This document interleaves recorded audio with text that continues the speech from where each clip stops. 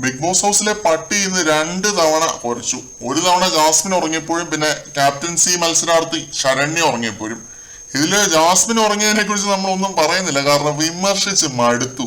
തോന്നിയാസം കാണിക്കാൻ ആരൊക്കെയോ ജാസ്മിന് ലൈസൻസ് കൊടുത്തിട്ടുണ്ട് അതിനകത്ത്. അതിന്റെ ഭാഗമായിട്ടാണ് ഈ കാണിച്ചു കൂട്ടുന്നത്.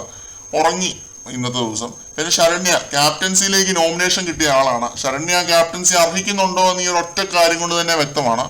ഇവർക്ക് ഉറങ്ങണമെങ്കിൽ ഇറക്കി വിട് ബിഗ് ബോസ്, വീട്ടിൽ പോയി കിടന്ന് ഉറങ്ങട്ടെ ഇവരൊക്കെ. അത് പകൽ സമയത്ത് ഉറങ്ങാൻ പറ്റാത്തൊരു വീടാണെന്ന് മനസ്സിലാക്കിയിട്ട് തന്നെയല്ലേ അതിൻ്റെ അത് കീറി പോകുന്നത്. പിന്നെ രണ്ടുപേരും ഉറങ്ങിയതിന് പവർ ടീം ഒരു പണിഷ്മെന്റ് ഒക്കെ കൊടുക്കുന്നുണ്ട്. 99% പവർ ദുരുപയോഗം ചെയ്തിട്ട് 1% നല്ലത് ചെയ്യാൻ പവർ ടീം മറന്നിട്ടില്ല കേട്ടോ. അതെടുത്ത് പറയണം.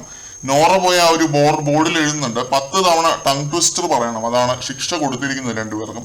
എല്ലാവരോടും പോയി 10 തവണ പറയണം. അത് അത്യാവശ്യം കടുകട്ടിയായിട്ടുള്ള ഒരു പണിഷ്മെന്റ് തന്നെയാണ്. അതാണ് പറഞ്ഞത്. പവർ ടീം ആദ്യമായിട്ട് നല്ല കാര്യം ചെയ്തു എന്നുള്ളൊരു കാര്യം. ഇനി മേലാൽ അവിടെ ആരും കിടന്നുറങ്ങും എന്ന് എനിക്ക് തോന്നുന്നില്ല. എന്തായാലും മത്സരം 60 ദിവസമൊക്കെ കഴിഞ്ഞിട്ട് ഇതേപോലെ ആളുകൾ കിടന്ന് ഉറങ്ങുന്നത് മടുപ്പിക്കുന്ന ഒരു കാര്യമാണ്.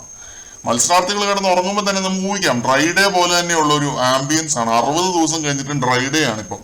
വീട് ആക്റ്റീവ് ആയിട്ടിരുന്നാൽ ആരും ഉറങ്ങത്തില്ല. അതാണ് എനിക്ക് തോന്നുന്നത്. കൂടുതൽ ലൈവ് അപ്ഡേറ്റുകളുമായിട്ട് വീണ്ടും കാണാം.